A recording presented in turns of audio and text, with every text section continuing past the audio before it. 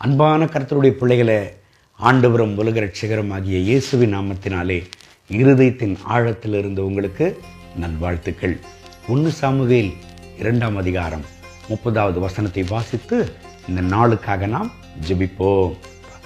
என்னை கனம் பண்ணுகிறவர்களை நான் கனம் பண்ணுவேன், என்னை அசட்டை பண்ணுகிறவர்கள் கனஈனப்படுவார்கள் என்று கர்த்தர் சொல்லுகிறார்.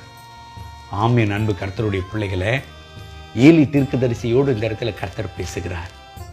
தேவனுடைய பிள்ளைகளை, ஆண்டவர் கனத்திற்குரியவர், ஆண்டவர் எல்லா மகிமைக்குரியவர், ஆண்டவர் எல்லாம் கனத்திற்கு உரிய தேவனாக இருக்கிறார்.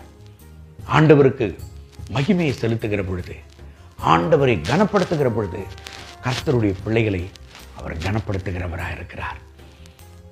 லூக்கா எழுதின சுவிசேஷம் 12வது அதிகாரம் 31வது வசனம் சொல்லுகிறது, தேவனுடைய ராஜ்யத்தையே தேடுங்கள், அப்பொழுது இவைகளெல்லாம் கூட கொடுக்கப்படும் என்று. தேவனுடைய பிள்ளைகளை, ஆண்டவருக்கு முக்கியத்துவம் கொடுக்கிற பொழுது அவர் நமக்கு முக்கியத்துவம் கொடுக்கிறார்.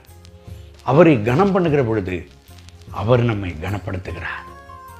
அப்போஸ்தலனாகிய பவுலும் சிலாவும் சிறைச்சாலையிலே தலைகீழாக தொங்கினார்கள். அந்த நிலைமையிலும் ஆண்டவரை கனப்பண்ணினார்கள், ஆண்டவரை உயர்த்தினார்கள், ஆண்டவரை மகிமைப்படுத்தினார்கள். நடந்தது என்ன?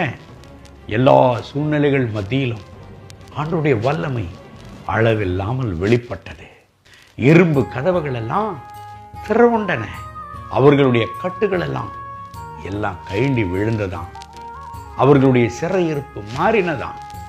காரணம், ஆண்டவர் உயர்த்தப்பட்டார் அவர்கள் மூலமாக.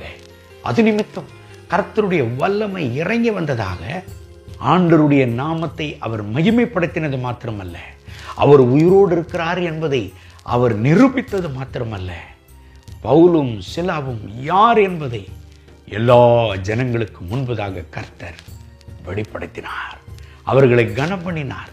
இந்த நாளில் என் அன்பு தேவனுடைய பிள்ளைகளை, இந்த வசனத்தை நீங்கள் கேட்டுக்கொண்டிருக்கிறீங்க. நீங்கள் எப்பேற்பட்ட பிரச்சனையில் இருந்தாலும் உங்கள் பிரச்சனையை கனப்படுத்தாதீங்க. உங்கள் பிரச்சனையை விட ஆண்டவர் பெரியவர், சர்வ வல்லவர். ஆண்டவரை உயர்த்துங்க, ஆண்டவரை கனம் பண்ணுங்க. உங்கள் பிரச்சனை ஒன்றுமே இல்லாமல் போகும். அது மாத்திரமல்ல, கர்த்தர் உங்களை ஆசீர்வதிப்பார், கர்த்தர் உங்களை கனப்படுத்துவார். கர்த்தருக்கு முக்கியத்துவம் கொடுங்க, ஆண்டவரும் உங்களுக்கு முக்கியத்துவம் கொடுத்து உங்களை கனப்படுத்துவார். இந்த வசனத்தின்படி உங்களை ஆசீர்வதித்து கனப்படுத்தி இந்த நாள் முழுவதும் நடத்துவராக. கண்களை மூடி ஜெபிப்போமா? அன்பின் ஆண்டவரே, இந்த கால வேளையில் என்னோடு சேர்ந்து ஜெபித்து கொண்டிருக்கிற என் அன்பு சகோதர சகோதரிகளுக்காக ஜெபிக்கிறேன். இவர்களை ஆசீர்வதியும், இவர்களை பலப்படுத்தும், இவர்கள் தேவைகளை சந்தியும். என் தேவனே, எந்த இடத்துல இவர்கள் கனவேனப்படுத்தப்படுகிறதற்கு ஒரு சூழ்நிலைகள் உருவாக்கப்பட்டதாய் இவர்கள் தள்ளப்பட பார்க்கிறார்களோ, அதே இடத்துல இவர்களை ஆசீர்வதித்து கனப்படுத்தும், இவர்களை மென்மேலும் உயர்த்தும். என் தேவனே, இவர்களை கனவேனப்படுத்த பார்க்கிற எல்லா சத்துருவின் சூழ்நிலைகள் அழிக்கப்பட்டு போகட்டும். உம்முடைய இரத்த கோட்டைக்குள்ள இவர்களை மூடி மறையும், இவர்களை ஆசீர்வதியும். இயேசுவின் நாமத்தில் பிதாவே, ஆமென், ஆமென்.